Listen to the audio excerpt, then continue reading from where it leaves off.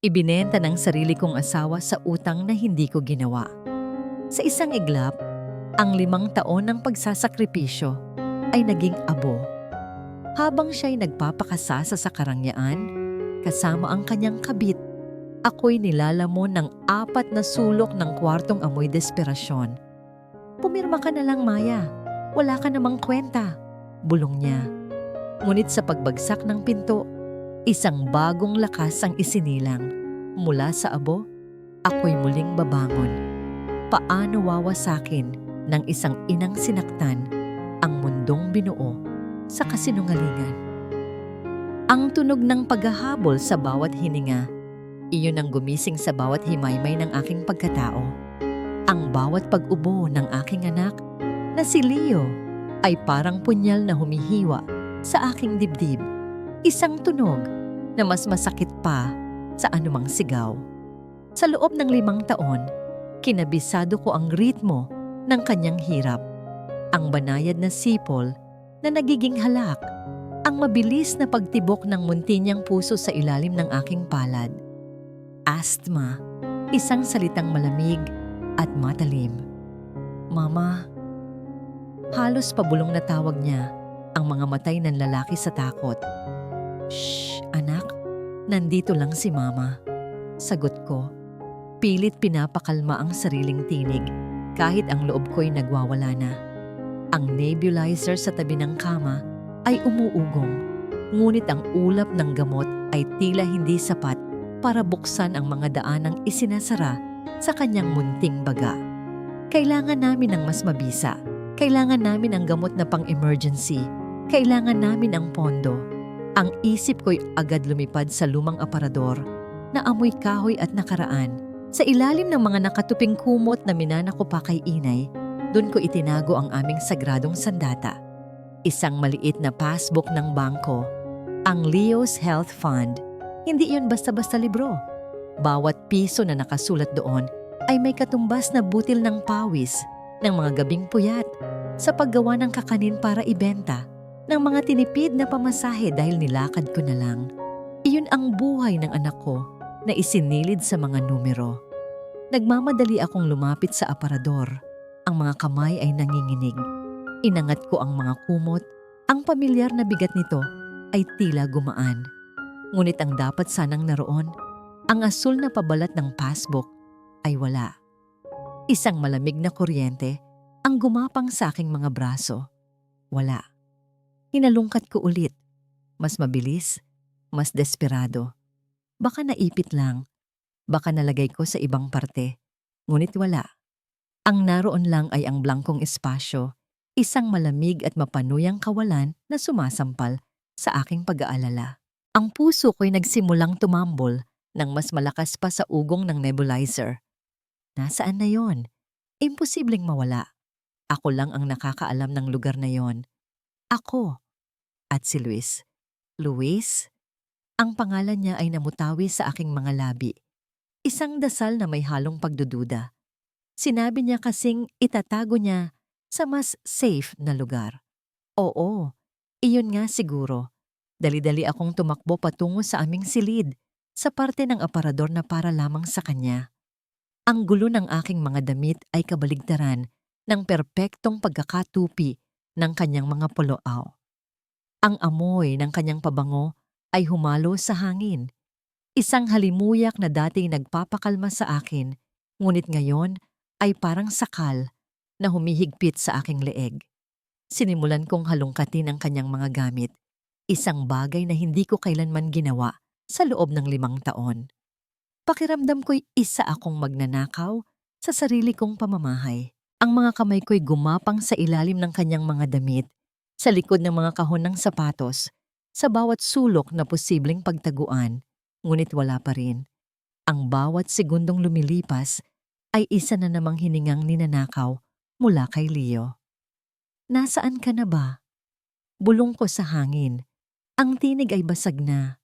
At doon, sa ilalim ng isang makapal na salansan ng mga puting polo na para bang hindi pa nagagalaw, ang aking mga daliri ay may nasaling na isang bagay na malamig at matigas. Hindi iyon papel, hindi iyon libro. Hinila ko ito palabas. Isang kahon na gawa sa metal. Kulay itim, walang disenyo. Ngunit merong isang maliit na kandado sa gilid. Hindi ito malaki, pero mabigat. Ang bigat nito ay tila may sariling tibok. Isang lihim na humihinga sa loob. Hindi ito sa akin. At sa buong buhay ko kasama si Luis, hindi ko pa ito kailanman nakita. Mula sa kabilang silid, narinig ko ang isa na namang malakas na pag-ubo ni Leo. Ang tunog na yon ang nagtulak sa akin. Ang tunog na yon ang nagbigay sa akin ng karapatan. Niyakap ko ang malamig na kahon. Tumingin ako sa direksyon ng aking anak. Pagkatapos ay ibinalik ang tingin sa kandadong tila ng uuyam. Sa isang iglap, ang lahat ng tiwala, ang lahat ng paniniwala, ay nagsimulang magpakita ng lamat. Kailangan kong malaman kung ano ang nasa loob. Kailangan kong buksan ito para kay Leo. Ang susi. Saan ang susi? Ang tanong na yon ay umikot sa aking isip na parang lason. Mabilis kong binalikan ang pitaka ni Luis na naiwan niya sa ibabaw ng aming komoda. Sa isang maliit at halos lihim na bulsa sa likod ng kanyang mga credit card, may isang susi doon na palagi kong ipinagtataka kung para saan. Maliit lang ito, simple, at mukhang hindi mahalaga. Ngayon, alam ko na. Nanganginginig ang mga kamay ko habang inilalapit ang susi sa kandado ng itim na kahon. Isang sandali, nag-alinlangan ako. Isang parte sa akin ang sumisigaw na itigil na ito, na ibalik ang kahon kung saan ko ito kinuha at magpanggap na walang nakita. Ang parte na yon ay ang asawang nagmamahal pa, ang babaeng takot na mawasak ang mundong kanyang binuo. Ngunit muli kong narinig ang pag-ubo ni Leo at ang parte na yon ay namatay. Ipinasok ko ang susi. Isang marahan ngunit matalas na tunog ang kumawala mula sa kandado nang ito'y bumukas. Dahan-dahan kong itinaas ang takip at ang amoy ng mga bagong papel at ng pamilyar na pabango ni Luis ay sumalubong sa akin. Ang unang bumungad sa akin ay isang salansan ng mga dokumento. Makakapal, opisyal, at may mga logo ng malalaking bangko. Ang mga mata ko'y mabilis na hinanap ang detalye at doon, sa bawat pahina, nakalimbag ang pangalan ko. Hindi lang basta Maya. Nakasulat doon ang buong pangalan na buong pagmamalaki kong isinabuhay sa loob ng 5 taon. Mayari Alonso Calderon. Naalala ko pa noong bagong kasal kami kung paano ko paulit-ulit na isinulat ang pangalang iyan sa isang kwaderno. Pinapraktis ang bawat kurba ng aking bagong apelyido hanggang sa maging perpekto. Ang pakiramdam na yon, ng pag-aari, ng pagiging kaisa niya, ay bumalik sa akin na parang multo. Isang alaalang ngayon ay nanunuya. Dahil sa dulo ng bawat dokumento, sa ibabaw ng linya kung saan dapat naroon ang aking pirma, ay isang pangalan na isinulat sa kamay.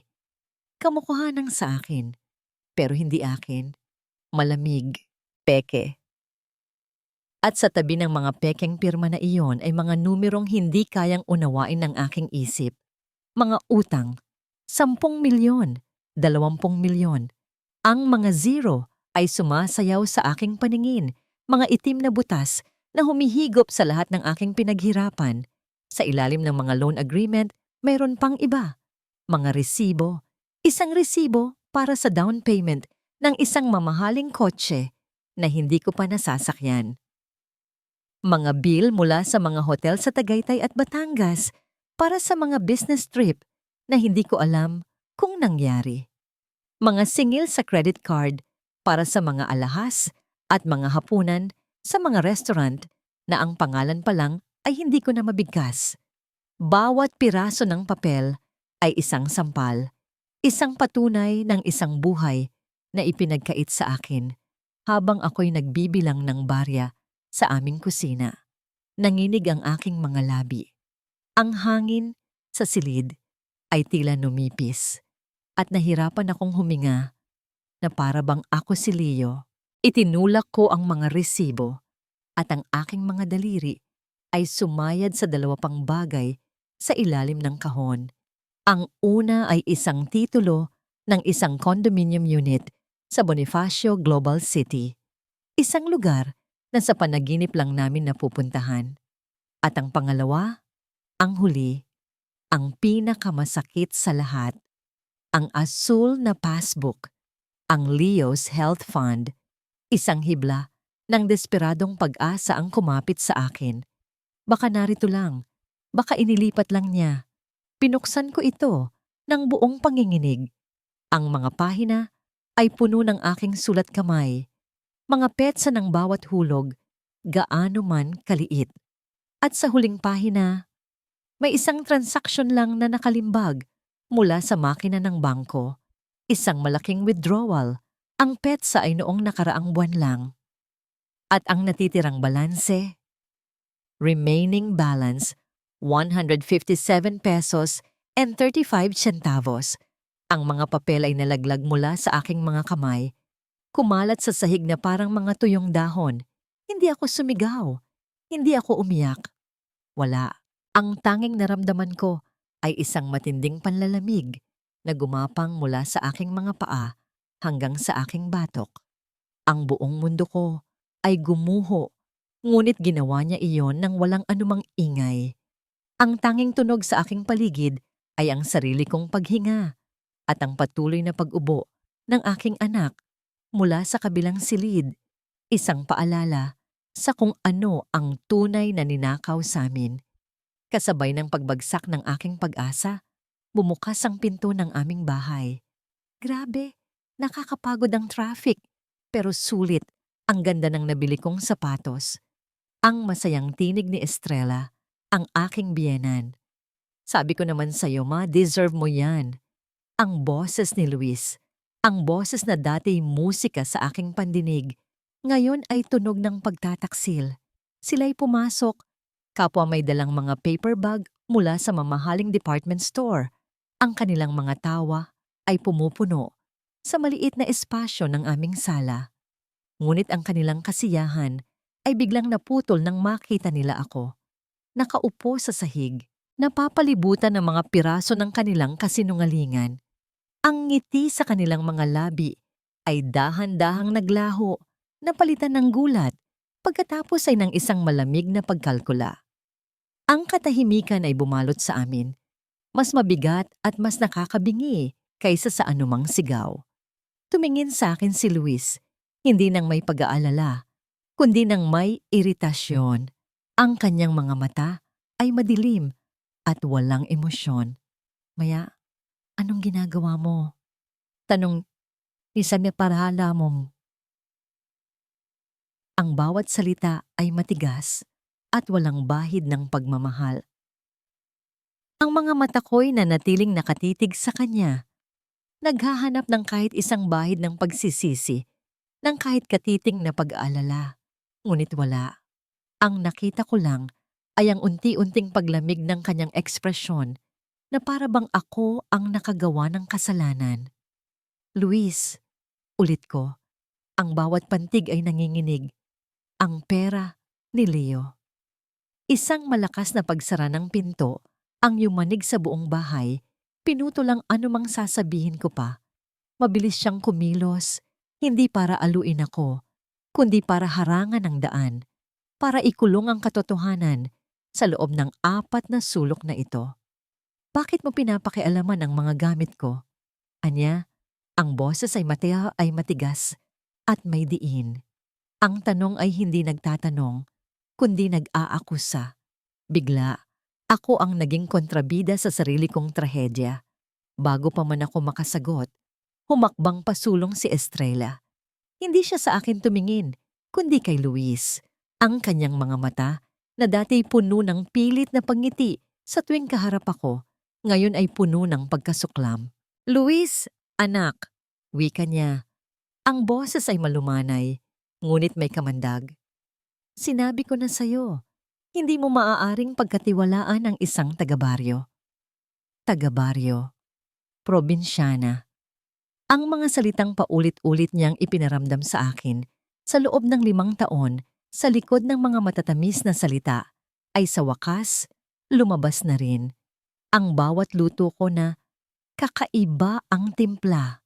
Ang bawat damit ko na simple lang. Ang bawat opinyon ko na mababaw. Lahat ng iyon ay bumalik sa akin.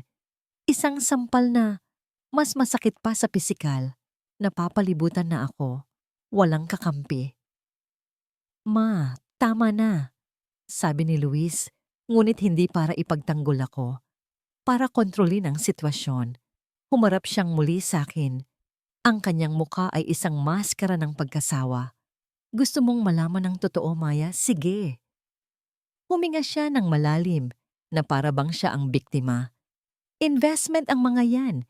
Kailangan kong magmukhang successful para pagkatiwalaan ako ng mga kliyente. Ang kotse, ang mga business meeting sa labas. Parte lahat yan ng pagpapalago ng negosyo para sa kinabukasan natin. Kinabukasan? Halos bumigay ang aking tinig. Anong kinabukasan, Luis? Ang pera sa passbook ni Leo. Kinuha mo ang perang para sa buhay niya, para sa mga investment mo. Hiram lang yon. Sigaw niya. Ang ugat sa kanyang leeg ay lumitaw. Ibabalik ko rin. Huwag kang mag-alala. Para kang hindi nakakaintindi ng pagnenegosyo. Para akong binuhusan ng malamig na tubig. Ang lahat ng sakripisyo ko, ang pagtitinda ng kung ano-ano, ang hindi pagkain ng maayos, para lang makapaghulog sa libro, ay tinawag niyang isang bagay na hindi ko naiintindihan. Ang huling hibla ng aking pagtitimpi ay naputol. Ang anak mo ay hindi negosyo. Sigaw ko. Ang boses ay basag sa sama ng loob at galit. Nag-aagaw buhay siya sa kabilang kwarto habang kayo, ay nagpapakasasa sa perang dapat sana'y dudugtong sa hininga niya. Doon na sumingit si Estrella. Ang kanyang tinig ay malamig na parang yelo. Walang bahid ng anumang awa para sa sarili niyang apo. Huwag kang mag-iskandalo, Maya. Anya, ang bawat salita ay isang patak ng lason. Utang mo sa amin ang buhay na meron ka ngayon. Kung hindi dahil sa anak ko, nandoon ka pa rin sa probinsya ninyo, nagbibilang ng bagoong. Tungkulin mong isakripisyo ang lahat para sa asawa mo, kahit ang sarili mo. Tungkulin ko. Ang dalawang salitang yon ang pumatay sa kung anong natitira pa sa akin. Hindi ang mga utang, hindi ang kondominium, hindi ang mga resibo, kundi ang paniniwalang ang pag-iral ko ay isa lamang sakripisyo para sa kanya. Ang paningin ko'y nagsimulang manlabo. Ang mga mukha nila ni Luis ay lumabo at umikot. Ang mga boses nila ay humina at naging isang malayong ugong na lang. Ang huling imaheng nakita ko, bago ako nilamon ng dilim, ay ang magkadikit na sapatos nila, ang makintab na sapatos na katad ni Luis at ang mamahaling takong ni Estrella, habang ako'y nakalugmok sa sahig sa ilalim ng kanilang mga paa. Pagkatapos, wala na. Tanging ang lamig lang ng sahig ang aking naramdaman.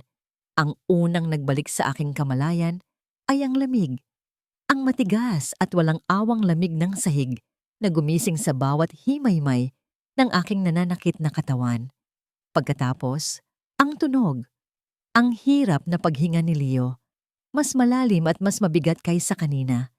Iyon ang bumuhay sa akin. Dahan-dahan akong bumangon. Ang bawat galaw ay isang pasakit. Ang aking ulo ay kumikirot. Ang silid ay malinis na. Ang mga papel, ang mga katibayan ng kanilang pagtataksil ay naglaho na para bang isang masamang panaginip lang ang lahat. Ngunit ang sakit sa aking dibdib at ang tunog mula sa silid ni Leo ay nagsasabing lahat ay totoo. Mula sa sala, narinig ko ang mga pabulong na boses. Si Luis at si Estrella, hindi sila nag-aalala. Sila'y naiirita. Tila ang pagkahimatay ko ay isang abala sa kanilang perpektong gabi. Ilang sandali pa, pumasok si Luis sa silid. Wala siyang dalang isang basong tubig o gamot. Ang dala niya ay isang piraso ng papel at isang pluma. Inilapag niya ito sa maliit na mesa sa tabi ko. Ang kanyang kilos ay kalkulado at walang emosyon. Basahin mo, utos niya, at pirmahan mo. Ang mga mata ko'y gumapang sa mga nakalimbag na salita. Isang kasunduan. Nakasaad doon na ako, si Mayari Alonso Calderon, ang voluntaryong aako sa lahat ng pagkakautang na nakapangalan sa akin. Bilang kapalit, patatawarin daw niya ako sa paghalungkat ko sa kanyang mga gamit at nangangakong siya na ang bahala sa lahat ng gastusin medikal ni Leo simula sa araw na ito. Isang bitag. Ito ay isang bitag na binalutan ng desperasyon ko bilang isang ina. Tumingin ako sa papel pagkatapos ay sa direksyon ng aking anak. Isang parte sa akin, ang pagod na parte, ang durog na asawa, ay gustong pumirma na lang. Tapusin na ang gulo. Ibigay na ang lahat. Makuha lang ang gamot na kailangan ni Leo ngayon na. Ito ba ang presyo ng hininga niya? Ang kaluluwa ko, nakatitig lang ako sa papel nang marinig ko ang boses ni Estrella mula sa labas. May kausap sa telepono. Malamang ay isa sa mga kamag-anak namin, marahil si Chadori na tumawag para mangamusta. Oo, okay lang kami dito, sabi ni Estrella. Ang boses ay pilit na pinasaya. Si Maya? Ayon, nag-iinarte lang. Alam mo na, ganyan talaga ang mga yan. Para makuha ang gusto. Nag-iinarte, ang isang salitang iyon, ang pagmamaliit sa sakit na halos pumatay sa akin. Ang pagtawag sa aking pagdurusa bilang isang simpleng pag-arte, iyon na. Iyon ang gumising sa kung anong natutulog at durog sa loob ko. Dahan-dahan kong kinuha ang pluma. Tumingin ako ng diretso sa mga mata ni Luis, mga matang dati kong minahal, na ngayon ay bintana na lang ng isang estranghero. Bigyan mo ako ng isang basong tubig, sabi ko. Ang aking boses ay mahinahon, ngunit walang buhay.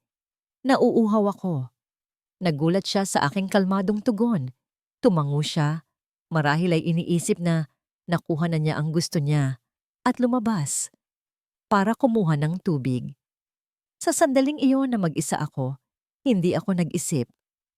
Ang aking mga kamay ang kumilos para sa akin. Inabot ko ang aking luma at basag na cellphone sa ibabaw ng mesa. Ang screen ay madilim at sa isang iglap, nakita ko ang aking refleksyon. Isang babaeng maputla, may mga matang puno ng takot. Halos hindi ko na makilala. Binuksan ko ang aking mga contact. Nilagpasan ko ang pangalan ni Inay, ni Chadori, ng mga pinsan ko. Hindi nila maiintindihan. Huhusgahan lang nila ako. At doon, sa dulo ng listahan, isang pangalan ang halos 10 taon ko nang hindi tinatawagan. Isang pangalan mula sa isang buhay na matagal ko nang tinalikuran. Amihan Rosales. Ang kaibigan ko sa kolehiyo na laging nagsasabing masyado akong matalino para lang maging asawa. Ang matapang na babaeng nangangarap maging isang magaling na abogado. Nanginginig ang aking daliri habang pinipindot ang kanyang pangalan. Itinapat ko ang telepono sa aking tainga. Ang puso ko'y kumakarera. Ang tunog ng pagring sa kabilang linya ay umalingaw-ngaw sa katahimikan ng silid. Isang beses, dalawa. Bawat pagring ay isang sigaw ng tulong, isang dasal sa gitna ng kadiliman. Ito na ang huli kong pag-asa. Hello? Ang tinig sa kabilang linya. 10 taon na ang nakalipas, ngunit parang kahapon lang nang huli ko itong marinig sa aming graduation. Matatag, malinaw, puno ng kumpiyansa. Ang tinig ni Amihan Rosales. Ang bawat tibok ng puso ko ay isang sigaw na pilit kong ikinukubli sa aking lalamunan. Baka marinig ni Luis, baka bumalik siya agad. Ami, halos hangin lang ang lumabas sa aking bibig. Si Maya to. Si Maya Alonso. Ilang segundong katahimikan. Marahil ay sinusubukan niyang alalahanin ang isang pangalan mula sa nakaraan. Maya? Oh my God, Maya. Kamusta ka na? It's been a decade. Ang kanyang pagkagulat ay mabilis na napalitan ng pag-aalala. Teka, bakit ganyan ang boses mo? Umiiyak ka ba? Are you okay? Walang oras para magpaliwanag. Walang oras para sa mahabang kamustahan. Ang mga yabag ni Luis ay maaaring bumalik anumang sandali. Ami, kailangan ko ng tulong. Pabulong kong sabi. Ang bawat salita ay mabigat sa desperasyon. Si Luis, may pinapapirmahan sa akin. Mga utang na hindi ko alam. Ami, kinuha niya lahat. Pati ang pera para kay Leo. May sakit si Leo. Ang pagdaloy ng aking mga salita ay magulo at putol-putol. Ngunit sa kabilang linya, naramdaman ko ang pagbabago sa tono ni Amihan. Ang palakaibigang boses ay naging matalas at nakapokus. Ang boses ng isang abogado. Maya, huminahon ka. Nasaan ka ngayon? Nasa bahay? Nandyan ba siya? Oo. Kumuha lang ng tubig. Okay? Makinig kang mabuti sa akin. Maring sabi ni Amihan, ang bawat salita ay malinaw at may bigat. Ang pinakamahalagang bagay ngayon, huwag kang pipirma sa kahit ano. Narinig mo ba ako, Maya? Whatever you do not sign anything. Tumango ako kahit hindi niya nakikita. Pero si Leo, sabi niya, babayaran niya ang ospital kung bitag yan, Maya. Putol niya sa akin. He's manipulating you. Kailangan mo ng oras. Magdahilan ka. Sabihin mong nahihilo ka, na hindi mo mabasa. Magpanggap kang mahina. Gamitin mo ang inaakala niyang kahinaan mo laban sa kanya. Can you do that? Sa di kalayuan, narinig ko ang tunog ng gripo na isinasara. Pabalik na siya. Kailangan ko ng ibaba, mabilis kong sabi. Maya, teka, mabilis kong pinatay ang tawag at itinago ang telepono sa ilalim ng unan. Segundo lang bago pumasok si Luis dala ang isang basong tubig. Inabot niya ito sa akin. Ang mga mata niya'y nakatutok sa papel at sa pluma. Naghihintay para sa isang sandali. Habang hawak ko ang baso, naalala ko ang isang gabi. 3 taon na ang nakalipas. Noong nilagnat ako ng mataas. Siya rin ang nag-abot sa akin ng tubig. Ngunit noon, ang mga mata niya'y puno ng tunay na pag-aalala. Ang alaala ay kumirot na parang isang sugat na muling binuksan. Uminom ako ng kaunti, pagkatapos ay ipinatong ang baso sa mesa. Hinawakan ko ang aking sentido. Luis, nahihilo ako, sabi ko. Ang aking boses ay sadyang ginawa kong mahina at nangangatal. Hindi ko mabasa ng maayos. Ang labo ng paningin ko. Nakita ko ang pagkayamot sa kanyang mukha. Isang mabilis na kislap ng galit na agad niyang sinubukang itago. Maya, simpleng pirma lang yan. Huwag mo nang pahirapan ng lahat. Hindi ko kaya ngayon. Giit ko.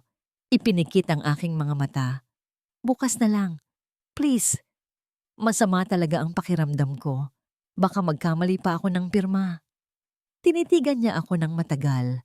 Sinusuri kung ako'y nagsasabi ng totoo o nag-iinarte lang. Sa huli, bumuntong hininga siya ng malakas. Isang tunog ng pagkatalo. Sige. Anya, ang boses ay puno ng pagbabanta. Bukas. Pero bukas, Maya, wala ka nang tatakbuhan. Tumayo siya at lumabas ng silid. Iniwan ang papel at pluma sa mesa na parang isang paalala, isang tanikala na naghihintay na ikabit sa akin. Nang marinig ko ang pagsara ng pinto ng kanilang silid, kinuha ko ang aking telepono. Ang pangalan ni Amihan ay naroon pa rin sa screen, kumikinang sa dilim. Isang pangalan, isang pag-asa, hindi pa tapos ang laban. Nagsisimula pa lang. Lumipas ang mga oras na parang mga patak ng lason sa isang basong puno.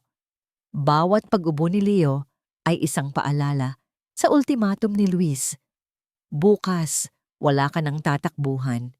Ang papel at pluma sa mesa ay tila may sariling buhay, isang ahas na naghihintay sa akin sa paggising. Ang bukas ay hindi isang pangako. Ito'y isang bitag. Hindi ko na mahihintay ang bukas. 2:00 ng madaling araw. Ang buong kabahayan ay balot sa isang peke at mabigat na katahimikan. Pati ang paghinga ni Luis mula sa kabilang silid ay tila isang dagundong sa aking pandinig. Dahan-dahan na parang isang magnanakaw, bumangon ako. Ang bawat galaw ko ay pinag-aralan. Bawat yapak ay maingat na inilalapag sa sahig na lumalangit-ngit. Dala ang aking telepono, isiniksik ko ang sarili sa banyo, ang tanging lugar kung saan meron akong kandado. Sa dilim, na ang tanging liwanag ay mula sa screen, muli kong tinawagan si Amihan. Sumagot siya sa unang ring pa lang, na para bang inaasahan na niya ang tawag ko. Maya, anong nangyari? Hindi ko na kaya, Ami. Bulong ko. Ang tinig ay nanginginig. Lumalala ang ubo ni Leo. Kailangan ko siyang dalhin sa ospital. Ngayon na. Tama yan. Mabilis niyang sagot. Ang boses ay kalmado at kontrolado. Isang angkla sa gitna ng aking bagyo. Makinig ka, Maya. Bago ka umalis, may kailangan kang gawin. Kailangan natin ng ebidensya. Kuhaan mo ng litrato ang lahat ng dokumento sa kahon. Ang mga loan agreement, ang mga resibo, ang titulo. Lahat. Malinaw dapat ang kuha, lalo na sa mga pekeng pirma. At kung kaya mo, hanapin mo ang passbook ni Leo. Yan ang pinakamalakas nating armas. Itinago na nila. Sabi ko, ang pag-asa ay muling lumubog. Hanapin mo, kahit anong bakas. At Maya, kumuha ka ng kahit anong patunay ng simpleng pamumuhay mo. Mga lumang resibo ng grocery, listahan ng mga utang sa tindahan, kahit ano. Kailangan nating ipakita ang malaking agwat ng buhay ninyong dalawa. Pagkatapos ng tawag, isang bagong determinasyon ang pumalit sa aking takot. Hindi na ako ang babaeng naghihintay lang ng saklolo. Isa na akong inang kumikilos. Dahan-dahan kong binuksan ang pinto ng aming silid. Si Luis ay mahimbing na natutulog. Ang kanyang paghinga ay malalim at panatag. Ang paghinga ng isang taong walang konsensya. Ang itim na kahon ay nakapatong sa kanyang mesa. Sa tabi nito, ang aking lumang wallet. Gamit ang liwanag ng telepono, kinuhanan ko ng litrato ang bawat pahina ng bawat dokumento. Ang aking puso ay tumatalon sa bawat pagpindot. Habang ginagawa ito, ang mga mata ko'y napadpad sa isang maliit na larawan na nakasiksik sa wallet niya. Kinuha ko ito. Isa yung larawan naming dalawa. Kuha noong unang anibersaryo namin. Nakangiti kami. Mga matang nangangarap pa. Ang sakit na dulot ng alaala ay bigla at matalim. Ang lalaking ito, ang estrangherong natutulog sa aking kama. Minahal ko siya ng buong buo. Mabilis kong ibinalik ang larawan. Isinara ang kahon ng alaala, kasabay ng pagsara ng wallet. Sunod kong pinuntahan ang aparador ni Estrella. Sa isa sa kanyang mga mamahaling bag, nakita ko ito. Ang passbook ni Leo. Itinago niya. Kinuha ko ang passbook, isinilid sa aking bulsa, kasama ng ilang luma kong resibo. Nagtungo ako sa silid ni Leo. Binuhat siya ng buong ingat para hindi magising. Ang kanyang katawan ay mainit at mabigat sa aking mga braso. Hinalikan ko siya sa noo. Isang pangakong walang salita na gagawin ko ang lahat para sa kanya. Gamit ang isang lumang backpack, isinilid ko ang ilang damit, ang mga gamot ni Leo, at ang aking telepono. Wala akong pera, maliban sa ilang baryang naiwan sa aking pitaka. Sa wakas, narating ko ang pinto sa harap. Ang huling hadlang. Ang aking kamay ay nanginginig. Habang inilalapat sa seradura, bawat segundo ay isang panganib. Baka may magising, baka mahuli nila ako. Dahan-dahan kong pinihit ang pinto. Isang marahang tunog ang kumawala mula sa trangka. Humigpit ang yakap ko kay Leo. At pagkatapos, humakbang ako palabas, papalayo sa bahay na puno ng kasinungalingan at humarap sa malamig at madilim na yakap ng gabi. Ang pinto ay nagsara sa aking likuran. Ang tunog nito ay pinal. Isang tuldok sa kabanata ng aking buhay bilang isang martir na asawa. Ang lamig ng hangin ng madaling araw ay sumalubong sa akin na parang sampal. Isang malupit na paalala na wala na ako. sa loob ng mga pader na minsan kong tinawag na tahanan. Ang tanging init na aking nararamdaman ay ang nanggagaling sa katawan ni Leo na mahimbing na natutulog sa aking mga bisig. Ang kanyang paghinga ay mabigat at may tunog. Nakatayo ako sa gilid ng kalsada, isang anino sa ilalim ng kulimlim na ilaw ng poste. Ang mga taxi ay paroot pa rito. Ang kanilang mga ilaw ay parang mga matang humuhusga sa aking kalagayan. Alam kong wala akong maibabayad. Ang mga baryang kinapa ko sa aking bulsa ay sapat lang siguro para sa isang bote ng tubig. Diyos ko, tulungan niyo po ako. Bulong ko sa hangin. Ang mga salita ay halos ninakaw ng malamig na ihip. Walang ibang paraan. Kailangan kong maglakad. Ang pinakamalapit na pampublikong ospital ay halos 3 kilometro ang layo. Tumingin ako sa natutulog na mukha ng aking anak. Ang kanyang mga pilik mata ay nanginginig sa bawat hirap na paghinga. Siya ang aking lakas. Nagsimula akong maglakad. Ang bigat ni Leo sa aking mga braso ay unti-unting naging pasakit.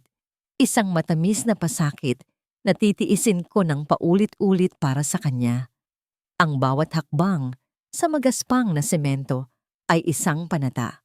Ang sunod-sunod na pagtahol ng mga aso sa di kalayuan ay tila ng uuyam. Ang mga nag-iisang taong nasa labas pa, mga security guard, mga nagwawalis ng kalsada, ay tinititigan ako ng may pagtataka. Isang babae, gising sa alanganing oras, yakap-yakap ang isang bata. Nakita kaya nila ang desperasyon sa aking mga mata? Ang aking mga paa ay nagsimulang mamaga. Ang aking mga braso ay nangangalay na. Ngunit sa tuwing nararamdaman ko ang bahagyang paggalaw ni Leo, ang kanyang pag-ubo, kahit sa gitna ng pagkakatulog, isang bagong lakas ang dumadaloy sa akin. Hindi ako pwedeng sumuko. Hindi dito. Makalipas ang tila isang kawalang hanggan, natanaw ko na rin ang mga ilaw ng ospital. Hindi ito grandioso. Ito'y isang gusaling pagod na. May mga pintura na natutuklap. Ngunit para sa akin, sa sandaling iyon, ito ang pinakamagandang palasyo sa buong mundo. Ito ang kanlungan. Pumasok ako sa emergency room. Ang amoy ng antiseptic at sakit ay agad na sumalubong sa akin. Ang lugar ay magulo. May mga taong umiiyak, mga doktor na nagmamadaling naglalakad. Ang tunog ng mga monitor ay humahalo sa mga daing. Sa gitna ng lahat ng ito, pakiramdam ko ay lalo akong naging invisible. Lumapit ako sa nurse's station. Ang puso ko'y nasa aking lalamunan. Miss, tawag ko sa isang nurse na mukhang pagod. Ang kanyang uniforme ay lukot na. Tulong po. Ang anak ko. Hirap na po siyang huminga. Tumingin siya sa akin. Pagkatapos ay kay Leo. Ang pagod sa kanyang muka ay biglang napalitan ng pag-aalala. Walang tanong tungkol sa pera. Walang tanong tungkol sa kung sino ako. Ang nakita lang niya ay isang batang nangangailangan ng tulong. Dito, ma'am. Anya? Ang kanyang boses ay mahinahon habang iginagabay ako sa isang cubicle. Iupo niyo siya. Tatawag ako ng doktor. Ang simpleng kabaitan na yon, ang simpleng pagkilala sa aking pagdurusa, ay sapat na para tuluyang bumigay ang pader na aking itinatayo. Habang sinusuri ng doktor si Leo, habang ikinakabit sa kanya ang oxygen, ang mga luhang kanina ko pa pinipigilan ay nagsimulang dumaloy ng walang tigil. Mga luha ng takot, ng pagod, at ng isang maliit, napakaliit, na piraso ng pasasalamat. Ligtas na siya. Sa ngayon, kailangan natin siyang i-admit, ma'am, sabi ng doktor pagkatapos ng ilang minuto, para maobserbahan natin siya ng maigi. Tumango ako. Ang aking isip ay bahagyang kumalma. Ngunit ang aking panandaliang kapayapaan ay agad na winasak ng sumunod na sinabi ng nurse. Sige po, ma'am. Anya, iniabot sa akin ang isang admission form. Pakisagutan na lang po ito. At pagkatapos ay dumaan na lang po kayo sa cashier para sa paunang bayad. Ang salitang bayad ay tumama sa akin na parang kidlat. Ang aking kamay na may hawak na ballpen ay nanigas sa ere. Tumingin ako sa form, pagkatapos ay sa bintana ng cashier sa di kalayuan, kung saan ang isang karatula ay nagsasabing, "Payment first." Ang kalungang inakala ko ay may pader pa lang. Kailangan kong lagpasan. Isang pader na gawa sa pera na wala ako. Ang admission form sa aking kamay ay tila naging isang mabigat na blok ng yelo. Ang mga salita ng nurse, "Dumaan na lang po kayo sa cashier para sa paunang bayad," ay umalingaw-ngaw sa aking isip. Isang hatol na mas masakit pa sa anumang sigaw. Ang aking mga mata ay napako sa karatulang nakasabit sa salamin ng cashier. Payment first. Dalawang salita na bumuo ng isang pader na mas mataas at mas matibay kaysa sa pader ng aming bahay. Tumingin ako kay Leo. Nakahiga siya sa maliit na kama. Ang kanyang dibdib ay marahang tumataas baba sa tulong ng oxygen.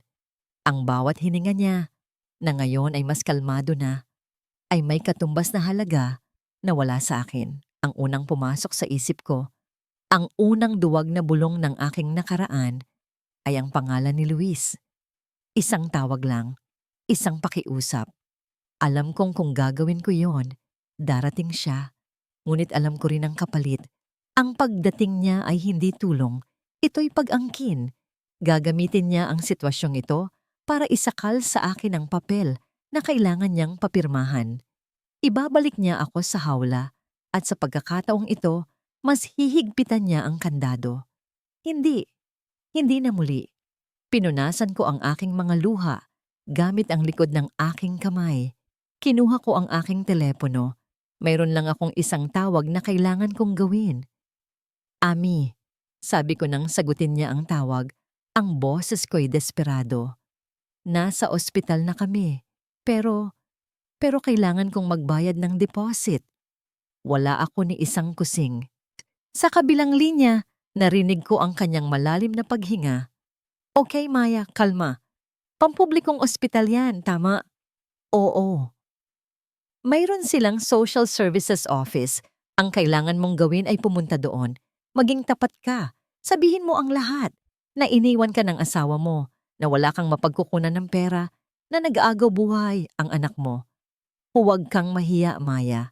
Karapatan mo yan. Karapatan ng anak mo na mabuhay.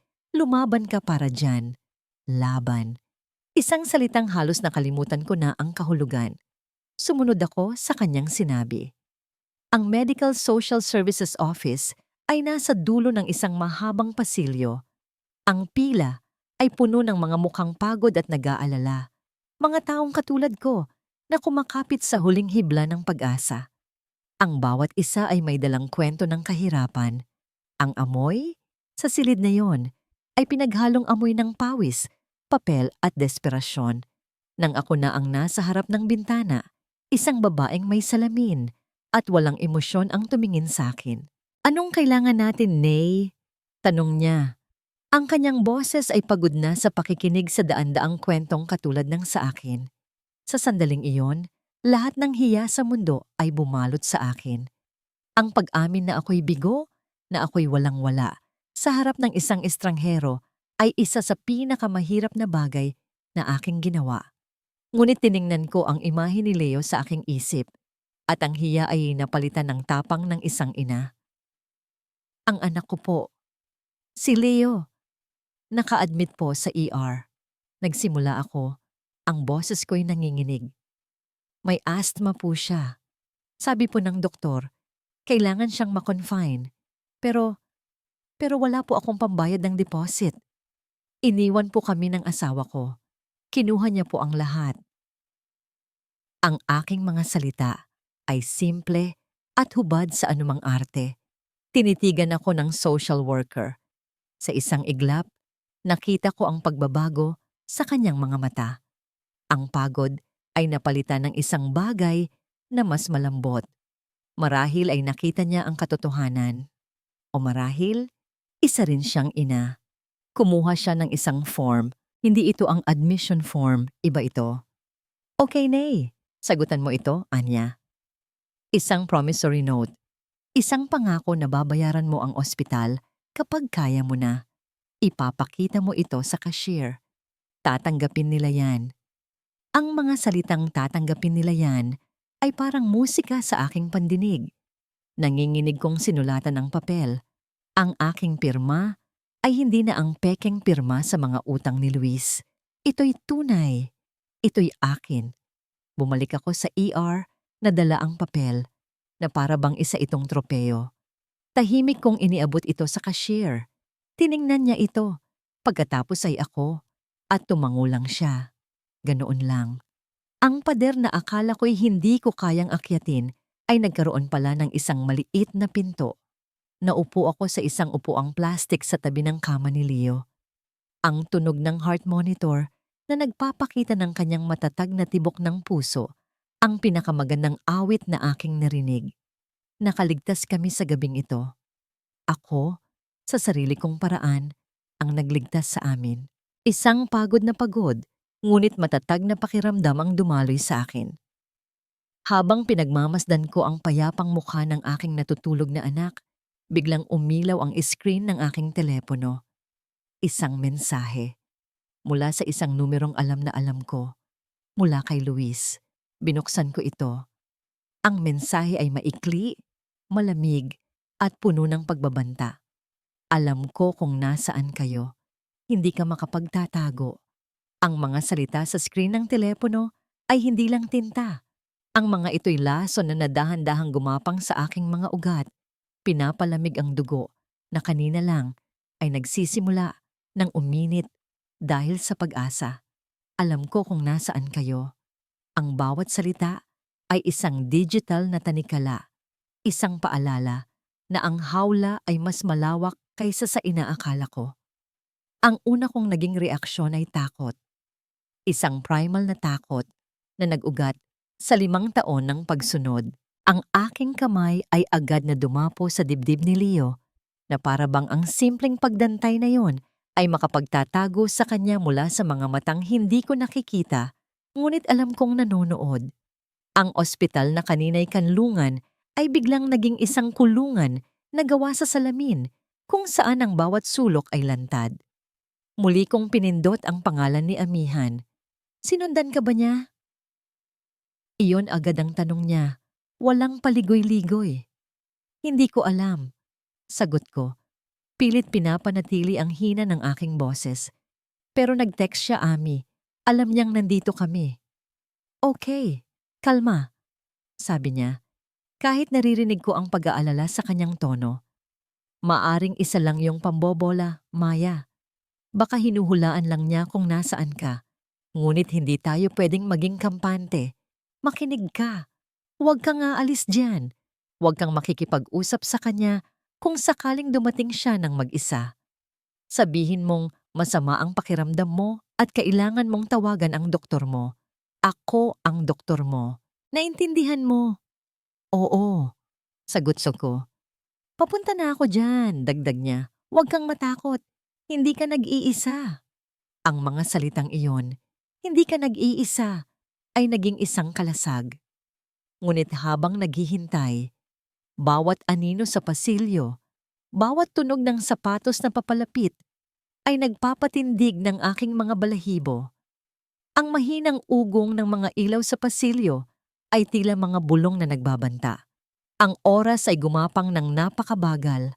Bawat minuto ay isang pagsubok sa aking tatag.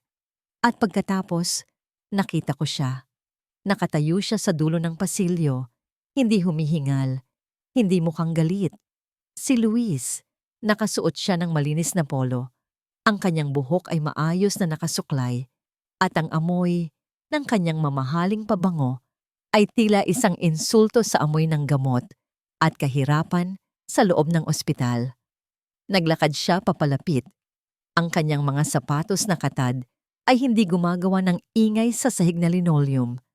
Ang kanyang mukha ay hindi nagpapakita ng galit, kundi ng isang bagay na mas nakakatakot, pagkadismaya, na para bang ako ang nakaabala sa kanya. Tumayo siya sa harap ko. Tiningnan si Leo na natutulog. Pagkatapos ay ako. Pinag-alala mo ako, Maya.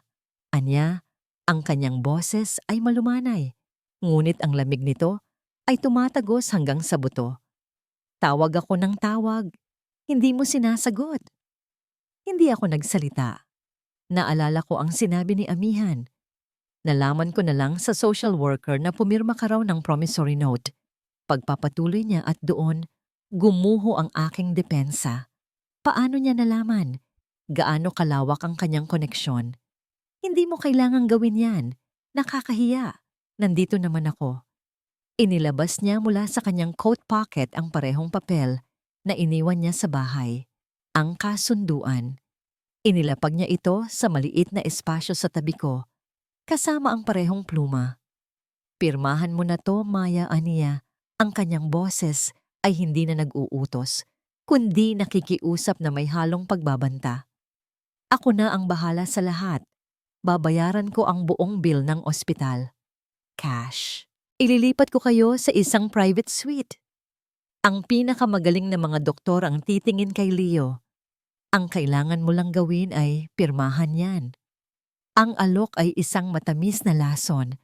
Ang lahat ng kailangan ko, ang lahat ng gusto ng isang ina para sa kanyang anak ay nasa harap ko. Ang kapalit ay ang aking kalayaan. Tumingin ako sa payapang mukha ni Leo. Pagkatapos, tumingin ako sa mga mata ni Luis. Sa unang pagkakataon, hindi takot ang nakita niya sa akin, kundi isang bagay na hindi niya inaasahan. Isang malamig na determinasyon. Hindi, sabi ko. Ang isang salita ay buo at matatag. Ano? Nagulat siya. Narinig mo ako, sabi ko. Hindi ko ipagbibili ang kinabukasan ng anak ko para sa kaginhawahan ngayon. Ang maskara ng pag-aalala sa kanyang mukha ay biglang naglaho, napalitan ng purong galit. You're making a scene, Maya. Huwag mong dalhin ang drama mo dito. Drama? Isang tuyong tawa ang kumawala sa akin. Ang buhay ng anak ko, drama lang para sa'yo? Anong nangyayari dito? Isang matinis na boses ang pumutol sa aming pag-uusap. Si Estrella. Nakatayo siya sa likod ni Luis. Ang kanyang muka ay kulubot sa pagkasuklam habang tinitingnan ang paligid ng pampublikong ospital. Luis, anong ginagawa ninyo sa mabahong lugar na ito? At ikaw? Turo niya sa akin. Anong klaseng ina ka? At dinala mo ang apo ko dito? Para ipahiya ang pamilya? Habang ako'y napapalibutan ng mag-ina, habang ang kanilang mga salita ay parang mga batong ibinabato sa akin, isang bagong presensya ang dumating. Isang babaeng nakasuot ng itim na blazer. Ang kanyang bawat hakbang ay may bigat ng awtoridad. Tumayo siya sa aking tabi. Attorney Amihan Rosales. Pakilala niya. Ang kanyang boses ay kalmado, ngunit matalas na parang kutsilyo. Tumingin siya kay Luis at Estrella. I believe you were talking to my client. Ang pagdating ni Amihan ay nagpabago sa hangin sa loob ng ER. Ang kanyang presensya ay parang isang malamig at matalas na hiwa sa makapal at mabigat na tensyon na nilikha ni na Luis at Estrella. Sa isang iglap, hindi na ako isang babaeng napapalibutan. Ako na ay isang kliyenteng may representasyon. Ang gulat sa mukha ni Luis ay hindi maikakaila. Ang kanyang mga mata ay lumipat mula sa akin patungo kay Amihan. Sinusuri ang bago at hindi inaasahang kalaban. Si Estrella naman, sa unang pagkakataon, ay natigilan. Ang kanyang bibig na laging handang manlait ay bahagyang nakabukas, walang salitang lumalabas. Client? Ulit ni Luis, isang pilit na tawa ang kumawala sa kanya. Amihan, I remember you. College friend ni Maya. Anong kalokohan to? Asawa ko siya. This is a family matter. Mr. Calderon, sagot ni Amihan. Ang kanyang boses ay professional at walang emosyon. The moment you had your wife sign fraudulent loan documents and stole her child's medical fund, this ceased to be just a family matter. This is now a criminal case. Ang bawat salita ni Amihan ay tumama na parang bala. Ang salitang kriminal ay umalingaw-ngaw sa aming maliit na espasyo. Nakita ko ang pagbabago sa mukha ni Luis mula sa pagkagulat patungo sa isang bagay na mas malalim, takot. That's a serious accusation. Sabat ni Estrella na bawi na ang kanyang tindig. Baka nakakalimutan mo kung sino ang kinakausap mo, attorney. We are the Calderons. And I don't care if you're the royal family. Sagot ni Amihan, hindi man lang nagtaas ng boses. Ang batas ay batas. At ang kliyente ko, kasama ang kanyang anak, ay nasa ilalim ng aking proteksyon ngayon. Kaya't kung maari, Mr. and Mrs. Calderon, I suggest you leave. Ang presensya ninyo ay nagdudulot ng emotional distress sa aking kliyente na maaring maging isa pang kaso laban sa inyo. Inilagay ni Amihan ang kanyang kamay sa aking balikat. Ang simpleng pagdampi na yon ay nagbigay sa akin ng lakas na hindi ko naramdaman sa loob ng 5 taon. Tumingin si Luis sa akin.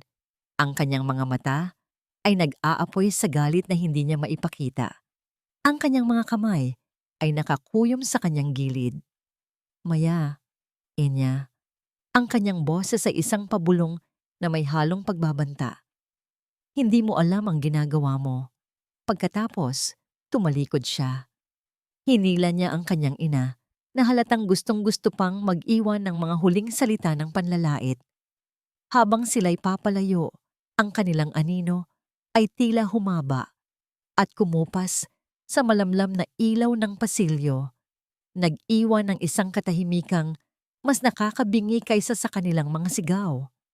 Nang sila'y tuluyang maglaho, doon palang bumalik sa akin ang hininga na hindi ko na malayang pinipigilan ko pala. Napaupo ako. Ang aking mga tuhod ay biglang nanghina. Okay ka lang? Tanong ni Amihan. Ang kanyang boses ngayon ay malambot na. Tumangulang ako, hindi makapagsalita. Good job, Maya, sabi niya. Isang maliit na ngiti ang sumilay sa kanyang mga labi. You were brave. Ngunit ang papuri ay hindi nagtagal. Umupo siya sa tabi ko. Ang kanyang mukha ay naging seryoso. Pero ito na ang simula, Maya. Ang nangyari ngayon ay isang deklarasyon ng giyera. Hindi sila titigil. Gagamitin nila ang lahat. Pera, impluwensya, pananakot, para durugin ka. Handa ka na ba talaga dito? Tumingin ako sa natutulog kong anak. Ang kanyang dibdib ay payapang tumataas baba. Ang paghinga niya ay isang sagot. Ang bawat tibok ng kanyang puso ay isang dahilan. Ito ay hindi na lang tungkol sa akin, sa mga utang o sa nasirang tiwala. Ito ay tungkol sa kanya, sa karapatan niyang lumaki ng walang takot, sa isang mundong hindi binuo, sa kasinungalingan. Tumingin ako pabalik kay Amihan. Ang aking mga mata ay tuyo na sa luha, napalitan ng isang apoy na ngayon ko lang naramdaman. Handa na ako, sabi ko. Ang aking boses ay buo at hindi nanginginig. Ilaban natin to. Nang umalis ang mga Calderon, ang hangin na naiwan nila ay mabigat at puno ng lason. Ngunit si Amihan ay parang isang sariwang hangin na nagtaboy sa lahat ng iyon. Agad siyang kumilos, hindi bilang isang kaibigan na nakikiramay, kundi bilang isang abogadong may plano. Hindi kayo pwedeng manatili dito, Maya, sabi niya, habang tinutulungan akong ayusin ang iilang gamit na dala ko. Ngayong alam na nila kung nasaan kayo, gagawin nila itong palaruan nila. We need to move you somewhere safe, somewhere he can't reach you. Wala akong maisip na lugar. Ang mga kamag-anak ko sa probinsya ay tiyak na papanig kay Luis sa oras na marinig nila ang kanyang bersyon ng kwento. Ang mga kaibigan ko sa Maynila ay mga kaibigan din niya. Ako'y isang islang, walang mapupuntahan. Mayroon akong maliit na apartment sa Quezon City, sabi ni Amihan, na para bang nabasa niya ang aking isip. Walang nakakaalam noon maliban sa akin. Maliit lang, pero malinis. At ang pinakamahalaga, ligtas. Doon muna kayo. Ilang oras pa, pagkatapos matiyak ng mga doktor na stable na si Leo at maaari nang ilabas, tahimik kaming umalis ng ospital. Ang pagsakay sa kotse ni Amihan ay parang pagsakay sa isang arko palayo sa malaking baha. Habang tinatahak namin ang daan palayo sa lugar na yon ng aking pagdurusa, ang sumisikat na araw ay nagpinta ng kulay kahel at rosas sa kalangitan. Isang bagong umaga, isang bagong simula. Ang apartment ni Amihan ay eksakto sa sinabi niya, maliit, ngunit puno ng init at buhay. Ang amoy ng mga libro at bagong lutong kape ang sumalubong sa amin. Isang malaking kaibahan sa amoy ng gamot at takot sa ospital.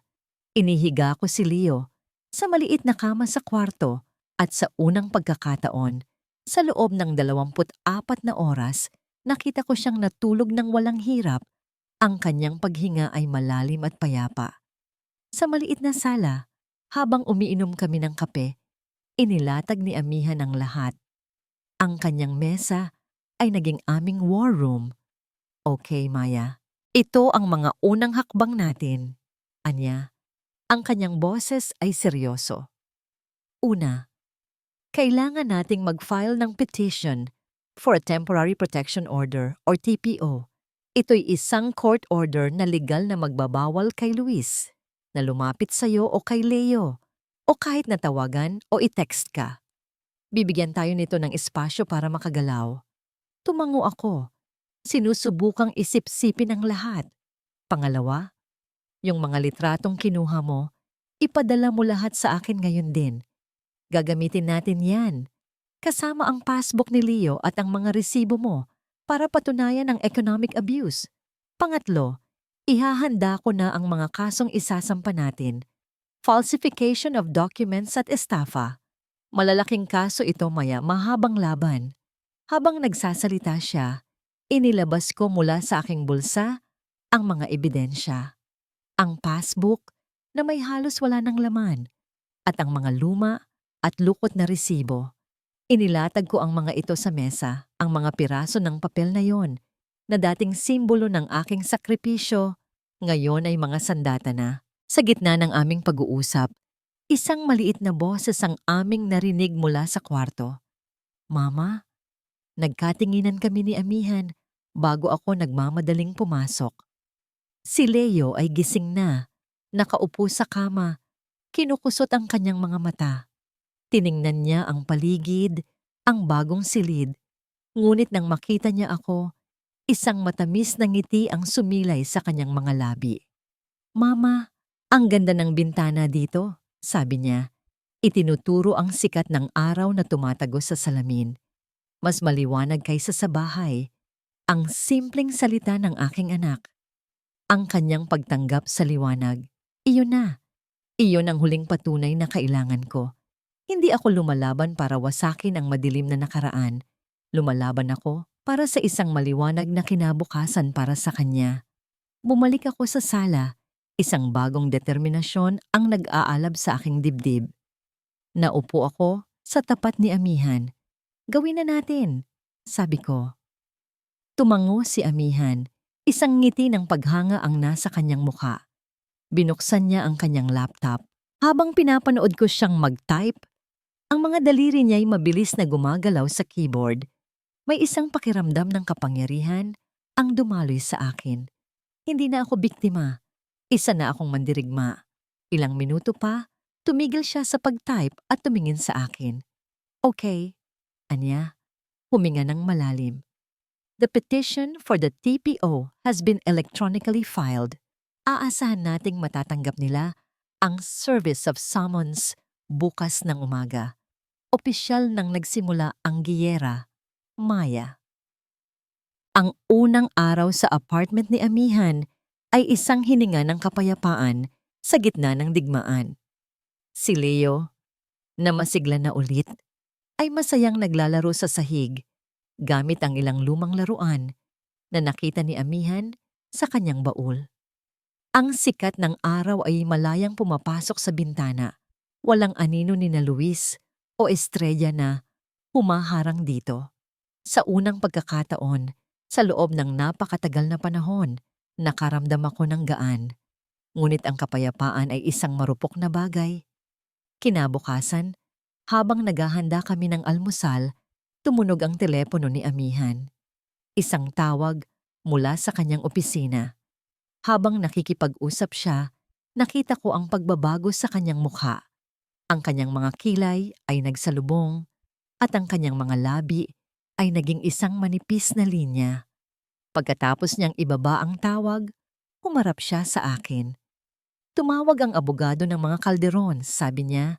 Ang kanyang boses ay kalmado ngunit may babala. Tinanggihan nila ang lahat. Sinasabi nilang ikaw ang may emotional issues, na ikaw ang nag-withdraw ng pera at sinisiraan mo lang daw si Luis dahil gusto mong makakuha ng mas malaking pera sa hiwalayan. Ang bawat salita ay parang isang sampal. Ang kanilang kakayahang baliktarin ang katotohanan ay nakapangingilabot. Sila na nagnakaw at nanakit. Ang siya pang nagpinta sa akin bilang isang sinungaling at baliw. May mas malala pa, Maya. Pagpapatuloy ni Amihan, at doon, naramdaman ko ang paglamig ng aking sikmura. Nag-file sila ng sarili nilang petition, isang petition for habeas corpus. Anong ibig sabihin nun? Tanong ko, ang aking puso ay nagsimulang tumibok ng mabilis. Ibig sabihin, inaakusahan kanilang kinidnap o illegally detained si Leo. Hinihiling nila sa korte na ilabas mo si Leo at ibalik sa kanila, sa ama, dahil ikaw daw ay isang unfit na ina. Ang hangin ay tila ninakaw mula sa aking mga baga. Si Leo, ang aking anak, ang nag-iisa kong lakas. Gagamitin nila siya laban sa akin. Ito na ang pinakamasakit na dagok sa lahat. Hindi pa man ako nakakabawi sa balitang yon. Ang aking personal na telepono naman ang tumunog. Isang numerong hindi pamilyar, ngunit ang area code ay mula sa Iloilo. Mula sa aking probinsya, nanginginig kong sinagot ito. Hello? Mayari. Ang boses sa kabilang linya ay ang boses ni Tia Dory, ang kapatid ng aking ina. Ngunit ang kanyang tono ay hindi malambing. Ito'y matigas at puno ng galit. Anong kabaliwan ang ginagawa mo dyan sa Maynila? Nakakahiya ka. Tumawag dito si Estrella. Umiiyak. Kawawa naman daw ang anak niya. Sinisiraan mo. At ang apo niya tinago mo. Utang na loob, Maya. Ang pamilyang yan ang bumuhay sa'yo. Wala kang utang na loob. Ang bawat salita ay isang punyal. Hindi siya nagtanong. Hindi siya nakinig. Hinusgahan niya agad ako. Ang pamilyang dapat sana'y aking kanlungan ay naging mga berdugo na rin. Tia, iyon lang ang nasabi ko. Ang aking lalamunan ay tila may bara. Ibalik mo ang bata sa ama niya at humingi ka ng tawad kay Luis. Kung hindi, huwag ka nang babalik dito. Itatakwil ka namin. Ang tawag ay pinatay. Nabitawan ko ang telepono. Tumama ito sa sahig. Ang tunog ay basag at malungkot. Ang aking mga tuhod ay bumigay. At napaluhod ako. Ang kanilang ganti ay hindi lang legal. Ito'y personal. Sinisira nila hindi lang ang aking kredibilidad, kundi pati na rin ang aking pagkatao at ang aking ugnayan sa sarili kong dugo. Inaatake nila ako sa lahat ng larangan hanggang sa wala nang matira sa akin. Naramdaman ko ang mga braso ni Amihan sa aking mga balikat. Tinutulungan akong tumayo. Tumingin ako sa kanya. Ang aking mga mata ay puno ng luhang hindi na kayang pigilan. Paano nila nagagawa to? Hikbi ko. Dahil ito lang ang alam nilang paraan, Maya. Sagot niya, ang kanyang mga mata ay nag-aalab. Ang manira, ang manakot, ang gumamit ng pera para kontrolin ang lahat. Akala nila, kapag winasak ka nila, susuko ka. Tumingin siya ng diretso sa aking mga mata. Pero hindi ka nila kilala. Hindi nila kilala ang lakas ng isang inang lumalaban para sa kanyang anak. Tayo, patutunayan natin sa kanila kung gaano sila nagkakamali. 3 taon. 3 taon na ang lumipas mula ng gabing iyon nang tumakas ako dala-dala ang aking anak at ang mga basag na piraso ng aking buhay. Ngayon, habang nakaupo ako sa balkonahe ng aking maliit ngunit sariling apartment sa Cebu, ang hangin na aking nilalanghap ay hindi na hangin ng Maynila na amoy takot at polusyon. Ang hangin dito ay may dalang alat at pag-asa. Sa ibaba, sa maliit na parke, nakikita ko si Leo na naghahabulan kasama ang kanyang mga bagong kaibigan. Ang kanyang tawa ay malinaw at malakas, umaabot hanggang sa aking kinaroroonan sa ikatlong palapag. Ang kanyang paghinga ay malalim at malaya, walang sipol, walang halak. Ang malinis na hangin ng dagat ang naging pinakamagaling na doktor para sa kanya. Ang makita siyang tumatakbo ng walang takot, humihinga ng walang hirap. Iyon ang tunay na kahulugan ng aking tagumpay. Ang aking maliit na opisina sa sentro ng lungsod ay kanlungan na ngayon ng mga babaeng minsan ay naging ako. Alon Financial Consultancy ang ipinangalan ko dito, mula sa aking pangalang Mayari, ang diyosa ng buwan na kumokontrol sa mga alon. Tinutulungan ko silang ayusin ang kanilang mga gusot sa pera. Ngunit higit pa roon, tinutulungan ko silang muling mahanap ang kanilang lakas pagkatapos ng bagyo sa kanilang buhay. Sa bawat babaeng natutulungang tumayo sa sarili niyang mga paa, may isang bahagi sa akin na lalong gumagaling. Hindi ko na sinusubaybayan ang buhay ng mga kalderon, ngunit ang balita, kahit ayaw mo, ay may sariling paraan para makarating sa'yo. Si Luis ay nasa likod na ng rehas. Napatunayan ang lahat ng kaso laban sa kanya, ang pandaraya, ang pamimeke, ang pagnanakaw. Ang malaking kinabukasan na palagi niyang ipinapangako ay naging isang maliit at madilim na selda. Isa na lamang siyang balita, isang multo mula sa nakaraan, isang kabanatang matagal ko nang isinara at hindi na muling binubuklat. Si Estrella naman, ayon sa huling chismis na narinig ko, ay mag-isa na lang sa malaking bahay na dati niyang ipinagmamalaki. Ang kanilang mga negosyo ay bumagsak. Ang mga kaibigan nila ay naglaho. Ang karangyaan ay napalitan ng katahimikan. Ang pangalan na pilit niyang pinoprotektahan ay naging simbolo ng kahihiyan. Isang reyna na walang kaharian, pinaparusahan ang sarili niyang katahimikan. Isang kapalaran na mas malupit pa kaysa sa bilangguan. Ang pamilya ko sa Iloilo, may mga tawag na hindi ko sinasagot, mga liham na hindi ko binubuksan. Hindi dahil sa galit, kundi dahil sa pag-unawa. Natutunan kong ang kapayapaan ay minsan nangangahulugan ng paglalagay ng hangganan. Kung may magtatanong sa akin kung napatawad ko na ba sila, ang sagot ko ay oo. Ngunit natuklasan kong ang pagpapatawad pala ay hindi para sa kanila. Ito ay para sa akin. Ito ay ang pagpapalaya sa aking sarili mula sa bigat ng galit na matagal kong pinasan. Ang pagpapatawad ay ang pagpili na punuin ang aking puso ng pagmamahal para sa aking anak at sa aking sarili. Sa halip na magtira ng espasyo para sa puot, tumayo ako mula sa aking upuan at tinanaw ang papalubog na araw. Ang langit ay nag-aalab sa kulay kahel at ginto. Tinawag ko ang pangalan ng aking anak. Leo, halika na anak. Uwi na tayo. Tumingala siya. Ang kanyang muka ay maningning sa ilalim ng ginintuang liwanag. Coming, Mama. Sigaw niya pabalik, ang kanyang boses ay puno ng walang hanggang saya.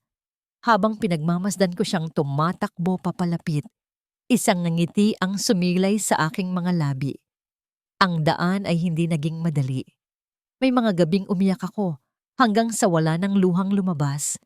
Ngunit bawat hakbang, bawat paglaban ay sulit. Hindi na ako ang babaeng naghihintay ng ulan para itago ang kanyang mga luha. Ako na ang araw pagkatapos ng bagyo.